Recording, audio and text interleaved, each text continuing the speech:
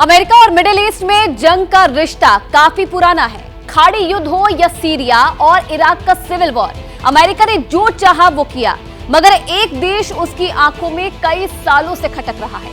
क्या अमेरिका इस जंग के जरिए ईरान को बड़ा मैसेज देना चाहता है? सितंबर 2023 अमेरिका के साथ एक समझौता हुआ और ईरान ने उसके 5 नागरिकों को रिहा कर दिया। बदले में अमेरिका ने ईरान के जब्त किए गए $6 अरब लौटा दिए। ये वो रकम है जिसका जिक्र इजराइल हमास युद्ध के बीच सबसे ज्यादा हो रहा है। अमेरिका में चुनाव की आहट के बीच बाइडेन की डेमोक्रेटिक पार्टी की धुर विरोधी रिपब्लिकन पार्टी इसे मुद्दा बना रही है। अमेरिका के पूर्व राष्ट्रपति डोनाल्ड ट्रंप ने अगस्त में ही ये कहते हुए मोर्चा खोल दिया था कि इस रकम का इस्तेमाल आतंकवाद को बढ़ावा देने में होगा। Biden is giving $6 billion to the world's leading state sponsor of terrorism. Biden's ransom payment will be immediately used to stoke violence, bloodshed, and mayhem throughout the Middle East. अब इजराइल पर हमले के बाद हमास को Iran की शह का दावा किया जा रहा है।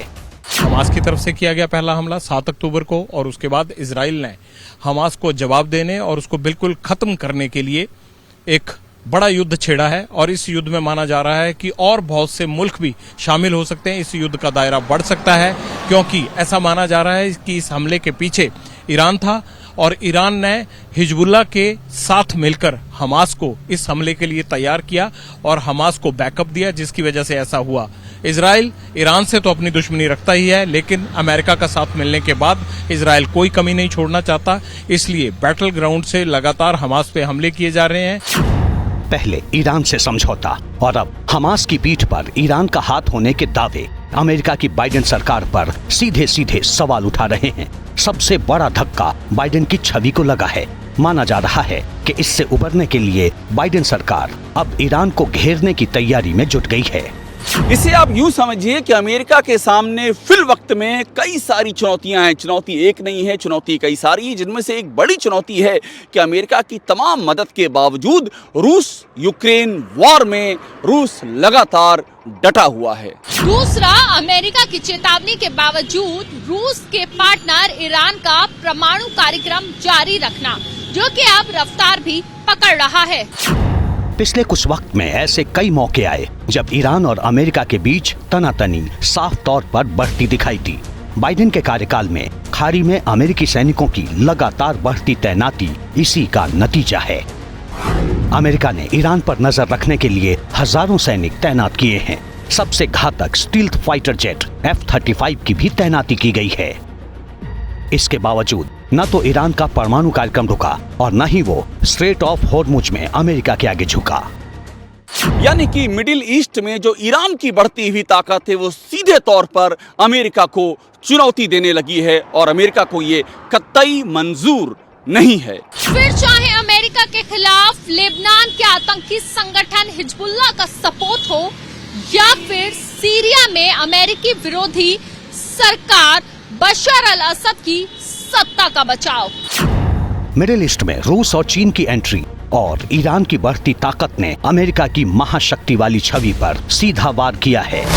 रूस की मदद से ईरान ने सीरिया में बशर अल असद की सरकार बचाई तो अमेरिका के निकलने के बाद इराक पर ईरान की पकड़ मजबूत हुई। वहीं चीन की दखलंदाजी के बाद सऊदी अरब और ईरान के रिश्ते भी सुधरे हैं। ये जो टाइमलाइन है, ये टाइमलाइन मिडिल ईस्ट में अमेरिका के घटते हुए रसूख का जीता जागता सबूत है और अब अमेरिका इसी रसूख को रिक्लेम कर रहा है। वो इसे फिर से वापस पाना चाहता है।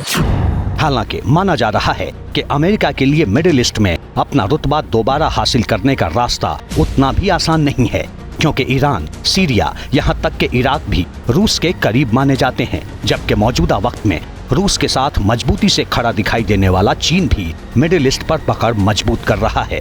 दूसरा, खाड़ी में अमेरिका का मजबूत पार्टनर सऊदी अरब भी अमेरिकी टेक्नोलॉजी पर पहले जितना निर्भर नहीं है। तेल रिफाइनरी टेक्नोलॉजी के मामले में तो सऊदी अरब आत्मनिर्भरता की ओर बढ़ रहा है। ऐसे में सुरक्षा ही एक वो बड़ी वजह है जो कि मिडिल ईस्ट में अमेरिका को प्रभावी बनाए रख सकती है।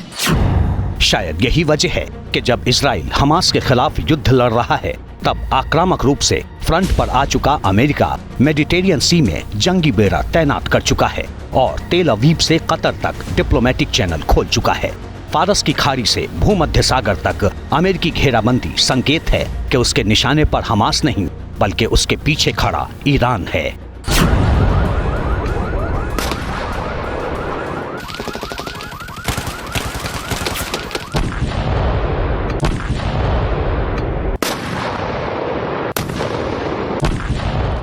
खास बात यह है कि फारस की खाड़ी से अमेरिका एक तरफ जहां ईरान और उसके सहयोगी कतर को निशाना बना सकता है, वहीं भूमध्य सागर में उसके सहयोगी सीरिया, लेबनान और तुर्की को भी काबू में रख सकता है।